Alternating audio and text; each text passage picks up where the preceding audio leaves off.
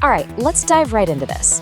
Welcome to the ultimate detective story of our modern economy. Seriously, it's a mystery that affects every single one of us every single day. And the main victim? Well, it's your purchasing power. Today, we are tracking down the exact forces that dictate the value of our money. We're going to look at the entire global picture in this explainer, going straight from ancient history all the way to the massive 2026 shocks that are reshaping our world right now. So you know that feeling when you're at the grocery store or maybe filling up at the gas pump? You've probably noticed that what $100 could buy last year gets you a whole lot less today. So why exactly is your money buying less today than it did yesterday?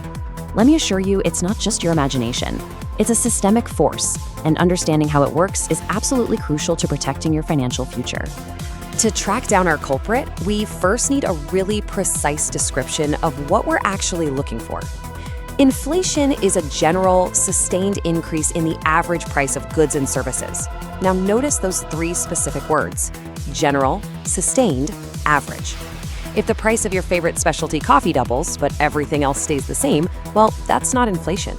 But if bread, fuel, housing, and healthcare all creep up persistently over a year, that is economy-wide inflation.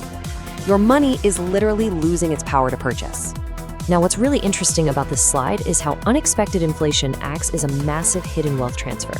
For savers, inflation is basically a silent tax. Think about it. If your savings account pays 1%, but inflation is running at 5%, your real purchasing power is actually shrinking. But for borrowers, it's kind of a secret jubilee. If you have a fixed-rate mortgage, the real value of your debt shrinks because you're paying it back with money that is worth less than when you originally borrowed it. And this isn't exactly a new crime. Humans have wrestled with this for millennia. If we trace the timeline back to the 3rd century, Roman emperors debased their coins by reducing the silver content, causing prices to absolutely soar. Then in the 16th century, a massive influx of looted Spanish silver tripled prices across Europe. Jump to the 1970s, and we had the infamous oil shock, stagflation, and of course the 2020s gave us the massive post-COVID surge. The core mechanism here, more money chasing the same or fewer goods, is completely timeless. All right, section 1, the suspects. Why do prices go up? Suspect number 1 is what economists call demand pull inflation. It happens when aggregate demand just totally outpaces aggregate supply. Basically, it's too many buyers chasing way too few goods. A textbook example of this is the post-COVID economy. Governments worldwide injected trillions in stimulus checks, right? So when lockdowns finally lifted, consumers unleashed this tidal wave of pent-up demand onto an economy that was still really struggling to produce goods. Sellers saw the demand, and naturally, prices went up. Then we have suspect number 2, cost-push inflation. Now this one originates over on the supply side. It happens when production costs, things like energy, raw materials, or wages, rise, and businesses just pass those costs directly onto you, the consumer. The 1973 OPEC oil embargo is your classic case, and more recently, the global supply chain blockages and the war in Ukraine back in 2022 severely disrupted energy and agricultural markets, which push costs up globally. And let's look at how this creates some very tangible friction in our daily lives. Economists actually have great visceral terms for this stuff. Shoe leather costs refer to the time and effort people waste constantly moving their money around to avoid devaluation, literally wearing out their shoes going to the bank. Menu costs are the actual resources businesses burn through constantly updating their price tags and software. And the most dangerous one, built-in inflation. This is a wage price spiral where workers demand higher pay to afford higher prices, which makes businesses raise prices again to cover the new wages. It completely feeds on itself. Which brings us to a very famous perspective from the economist Milton Friedman. He said, "Inflation is always and everywhere a monetary phenomenon." This right here is the absolute core of monetarism. The idea is simple but profound. If a central bank prints more money without the economy producing more actual goods, every single unit of that currency is mathematically worth less. And when governments lose total control of that money printing, you get this staggering number, 41.9 quadrillion %. That was the monthly inflation peak in Hungary between 1945 and 1946. It is literally the worst hyperinflation in recorded history. Prices were doubling every 15 hours. By the end of it, the currency was just completely worthless. And sadly, this builds into a horrifying recurring pattern. In Weimar Germany, Yugoslavia, and Zimbabwe, the fundamental preconditions for catastrophic hyperinflation were exactly the same. You have a government completely unable to live within its means, a central bank forced to endlessly print paper money to cover the gap, and then an eventual total loss of public confidence. Savings get wiped out, and everyday economies are forced to resort to pure barter. So, Section 2, the solution. How central banks fight back. Their primary weapon is the policy interest rate, and it works in a very specific sequence. Step 1, the central bank raises rates. Step 2, this ripples out, making mortgages, car loans, and business borrowing way more expensive. Step 3, because borrowing is now costly, consumer and business demand cools down. And step 4, with less demand, inflation drops. But the absolutely crucial point here is that this mechanism operates with a massive lag. It takes about 12 to 18 months for a rate hike to fully work its way through the economy. It's like trying to steer a massive cargo ship. Section 3, the current crime scene. The 2026 global shocks. First up, we have to look at the immense geopolitical shock from early 2026. The conflict involving Iran led to a severe blockade of the Strait of Hormuz. Now, that's a maritime choke point that handles a fifth of the world's oil and liquefied natural gas. This triggered a textbook cost-push energy shock.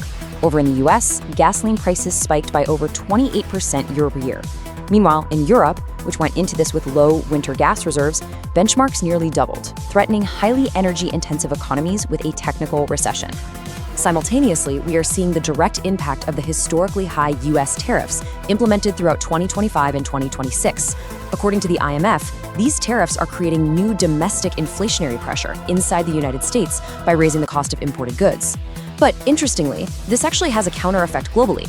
All those cheap goods that get diverted away from the US market end up flooding other countries, which actually pushes prices down in those secondary markets. And this brilliantly illustrates just how fractured the global picture is right now when we look at the 2026 projections. The US is sitting at 2.8%, feeling the heat of those tariffs and energy shocks.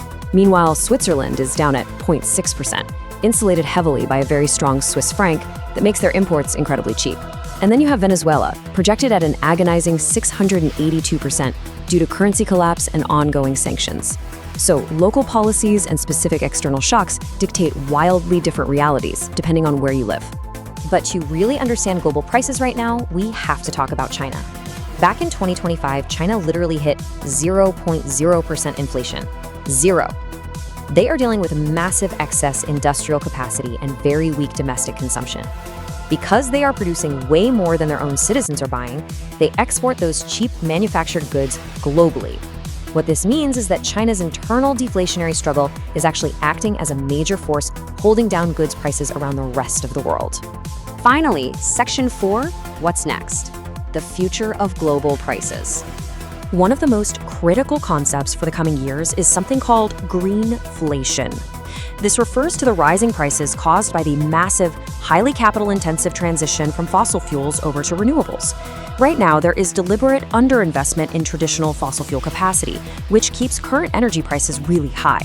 Meanwhile, scaling up green infrastructure takes decades and huge amounts of expensive raw materials like copper and aluminum. So this transition, while absolutely necessary for the climate, is structurally inflationary in the medium term.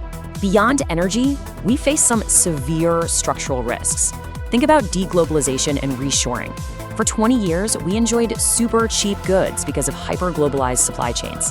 Now, countries are bringing manufacturing back home, or friendshoring it to political allies rather than the absolute lowest cost producers. That automatically makes everything more expensive. Add in aging populations, which means fewer workers and huge labor shortages, and the baseline cost of running the global economy just structurally goes up. But then, there is a massive wild card: artificial intelligence. Economists are deeply divided on this right now. On one side, AI could be the ultimate disinflationary force, automating vast swaths of knowledge work and radically boosting global productivity, allowing us to do a lot more with a lot less. But on the flip side, the AI boom requires absolutely staggering amounts of electricity, putting an incredible strain on global power grids and potentially driving energy prices right back up. Which brings us to the ultimate question as we wrap up this explainer. Will the deflationary magic of AI actually win out?